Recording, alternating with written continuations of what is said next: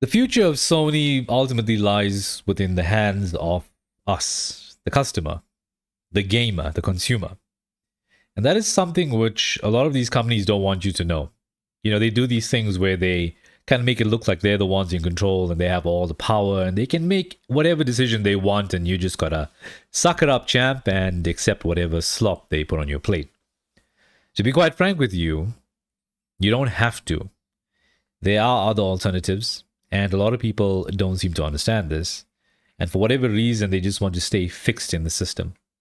Now, I can understand the cost of hardware ultimately is an investment that you have to make at some stage. And from there, you get tied into an ecosystem, whether it be locked down like PlayStation, Xbox, and the Nintendo Switch. Alternatively, on a freer platform like PC. Now, I'm not going to tell you what you need to do, what you should do. Perhaps, maybe I can suggest. But at the end of the day, these decisions lie with you, and I think that's the best way to put it. Now, you got to understand, effectively over here, you are being pushed around by corporate. So these executives, investors, they need those bonuses because they need to take their, I don't know, 10th trip to some country in the next week or something like that. They need to fly like business class or first class or whatever the highest one is on a plane. They need to get those private jets. They need to, I don't know, go to Thailand and visit Bangkok for some reason. And to be quite frank with you, you can shut all of that shit down. So the best way to put it is that if anybody out there wants to make some sort of effect on what Sony has announced with the end of physical games, you got to make it known that you have spending power. And the best way to do that is, in my opinion, closing your wallets, or alternatively spending your money where it is worth your while. Now, it's up to you to decide where that is. Maybe it's on PC, maybe it's on Xbox, maybe it's on Nintendo. I personally will still buy physical games while they still exist, irrespective of the platform. Even if I don't have the console, I don't even own a Nintendo Switch, but I buy Nintendo Switch games because I like collecting physical games. It's just what I am, just who I am.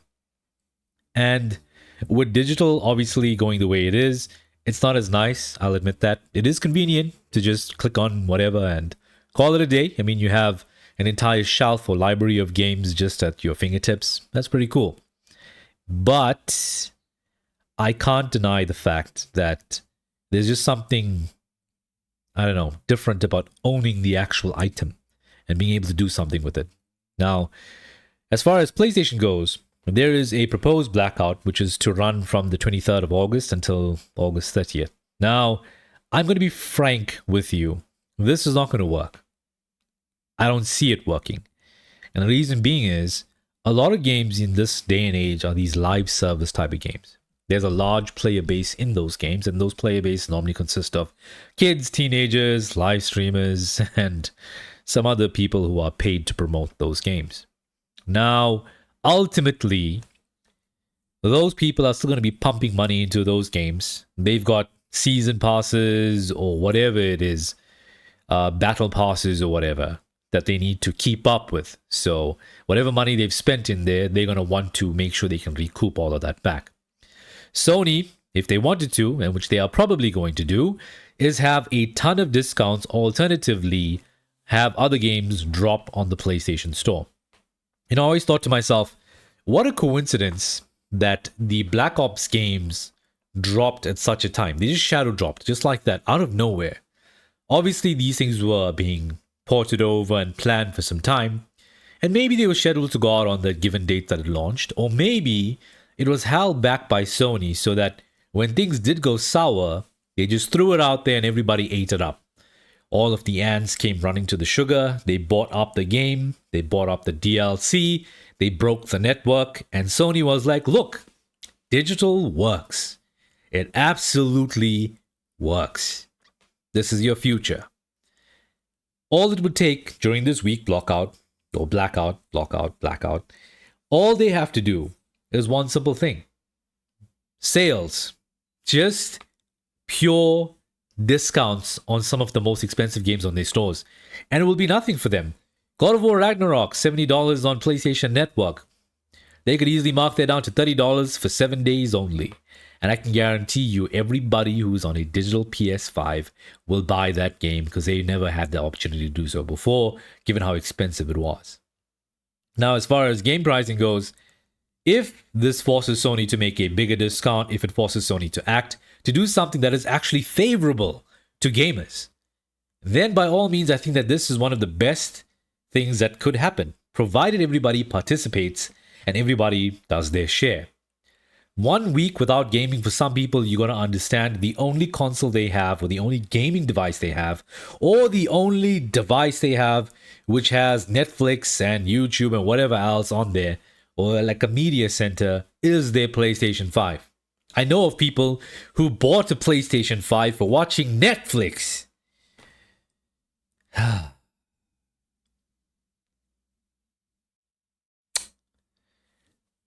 Where were we?